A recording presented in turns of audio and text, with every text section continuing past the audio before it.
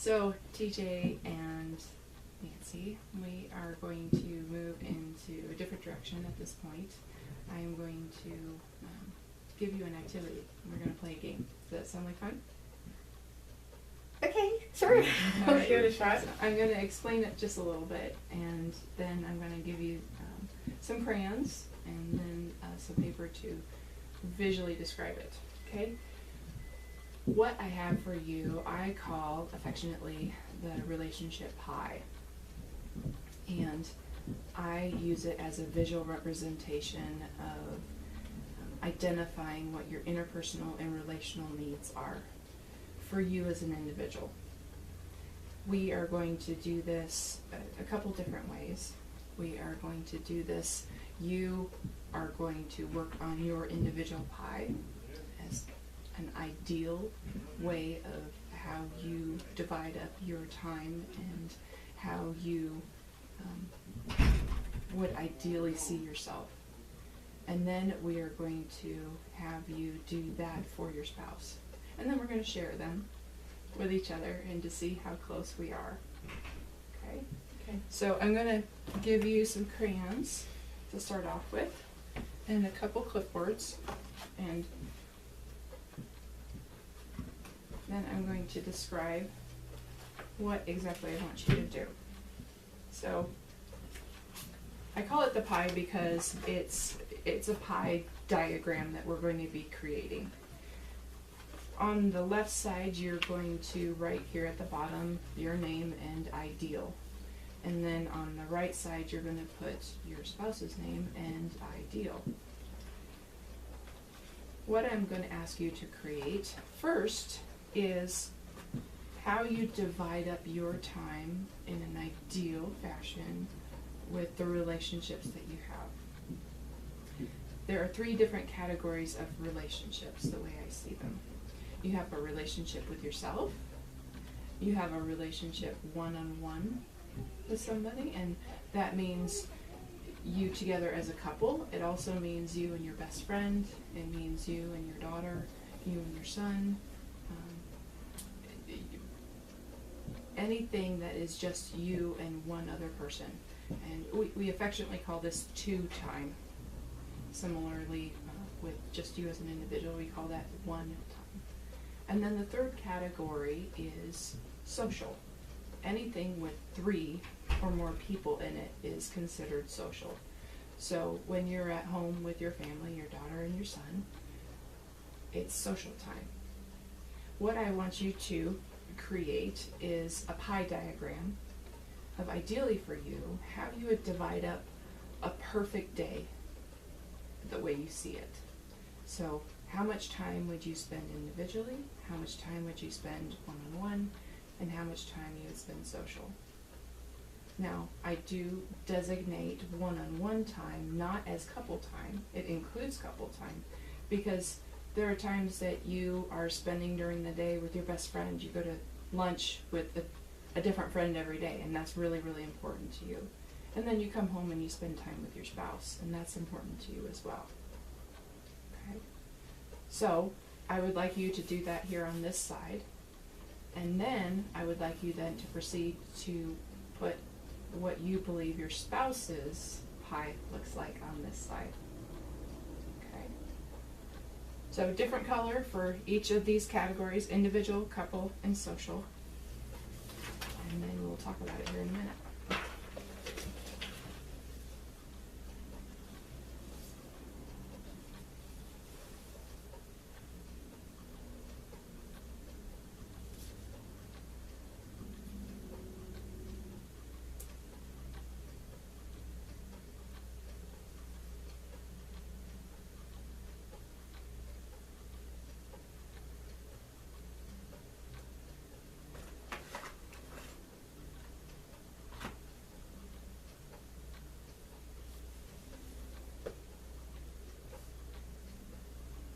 How do that looks?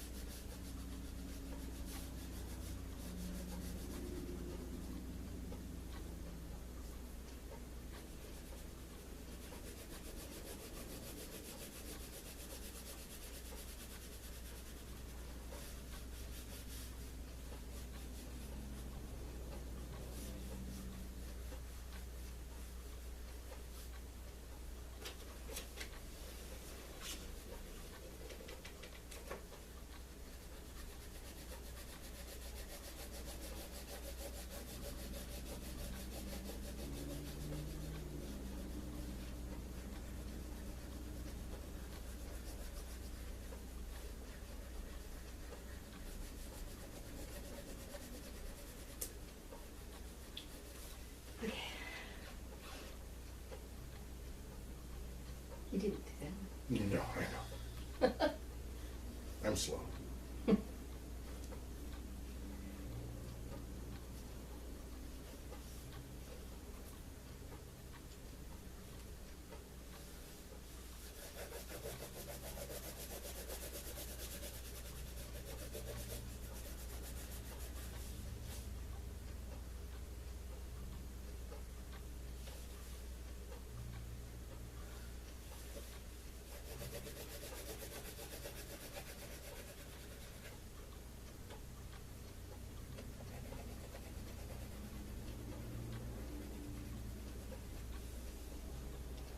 Wonderful.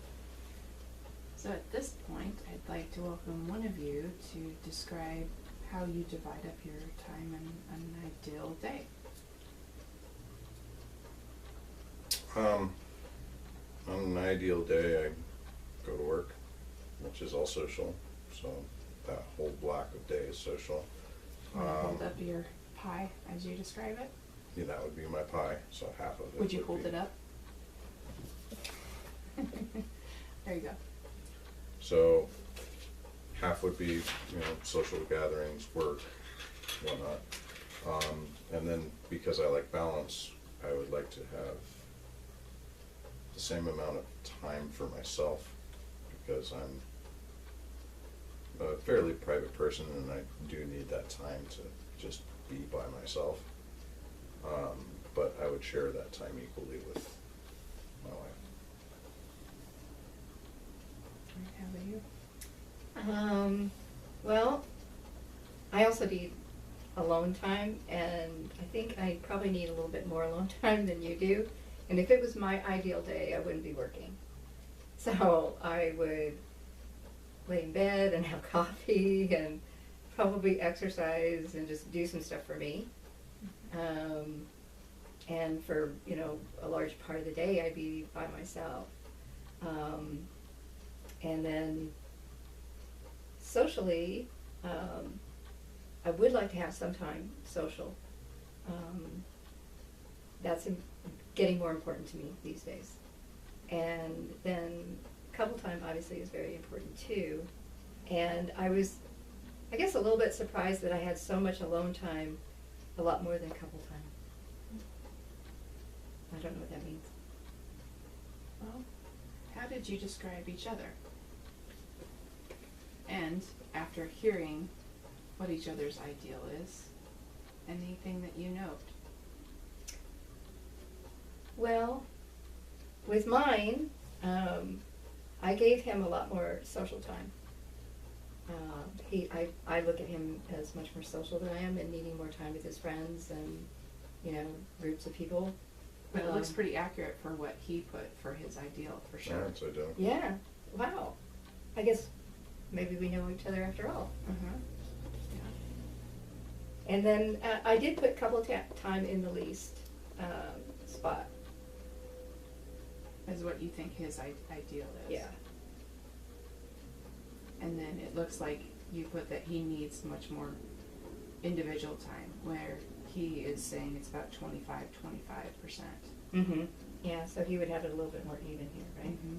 Yeah. Okay. So, but it's I wasn't interesting. too far off. You weren't too far off, but it's interesting that you perceive that he needs more individual time than he needs time, say, with you. Yeah, it's when you've been together for a while, you just kind of figured that out. And because I need alone time, I appreciate that he is okay with that and has his alone time. Okay, now looking at your perspective on what you think she is. So, I thought she would need a lot more couple times than she put down. It kind of surprises me that she has more alone time than couples time. But she also needs a lot more individual time than I thought. So, maybe that's, I have no idea. So I use this part of this activity as a really great communication tool between the two of you. You have a perception that he wants to spend a lot of time by himself, when the reality is on here, he likes to spend half of his time at home, the way you described it, basically with you, with his Mhm. wife. And so for him, when you're spending time alone and you have an expectation that he wants that, he can actually come to you and say, I would really like some two time. Mhm. I really want to spend some time with you. And the way your pie looks and the way his pie looks, the two time is really similar. Mhm. If you are getting your one time throughout the day, drinking your coffee, reading your magazine, or whatever you're doing, the two of you can actually get your relational needs met just by learning how to communicate that with each other. Okay. For you, you said that an ideal day would be for you to not have to work, but my assumption is that you do. Right. And so your 3 time is actually not as small as it appears on your ideal. True. So what might happen for you is you come home after a long day of work and you don't want to be social. You don't even want to spend time with him. You want to hole up in your cave Mm. and recharge your batteries with your one time. Yeah, in that scenario, that is kind of a different scenario, so yeah, I think that would be true. Yeah. So this is a really good tool to use moving forward to explain, sweetheart, I love you. I would love to spend some time with you in an hour. Let me take a bath. Let me take a shower. Let me recharge my batteries. Let me have some one time. And then I'll come back around, we'll eat dinner, and we'll spend time together watching a movie. But right now, I've had a day, and I just need to be by myself. And that statement can be welcomed because you know how each other are built. You know the context. It's not that she doesn't want to spend any time with you. It's just she's been overwhelmed with too much 3 time. It has actually moved and has taken the place of what her ideal is and what her needs are, and has encroached in on her one time, and she just wants to make sure that she's getting what she needs in terms of relationship. That's also a point of negotiation. Mhm. I really just need to be by myself. Then you chime in and say, well, I really need to be with you. How can we make this work for both of us? Can I give you an hour? Can I give you an hour and a half to go and do your thing? I need time by myself too. So I could go and do what I need to do. Maybe I go work in my forge or work in the garage. And then we'll come back around and we'll go out for dinner. Just the two of us. Does that sound reasonable? So Then you make a plan, kind of. you make a plan. Yeah, okay. You work together with it. Okay. Okay. Now I want to go into the second portion of needs, which is just as important as understanding and knowing the time that you spend in each of those categories, and I call those interpersonal needs. These interpersonal needs are a part of each of these categories, each of the 1, 2, and 3 time. And the needs are safety and security, belonging, and comfort. Okay?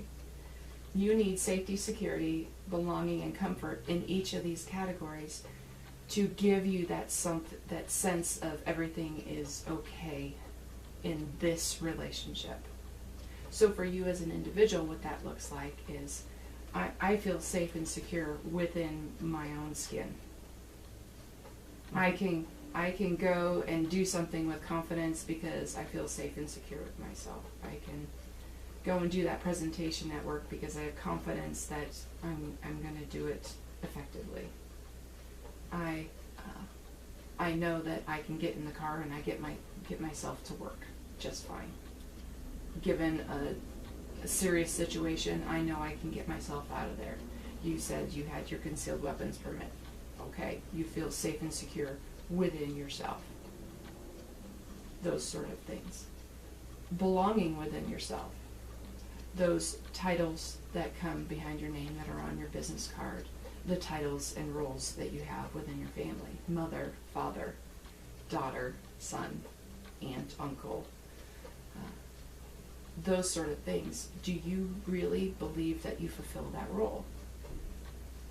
Engineer, artist, photographer. Can you really say for yourself that those titles that you've given yourself or those roles really define accurately who you believe you are?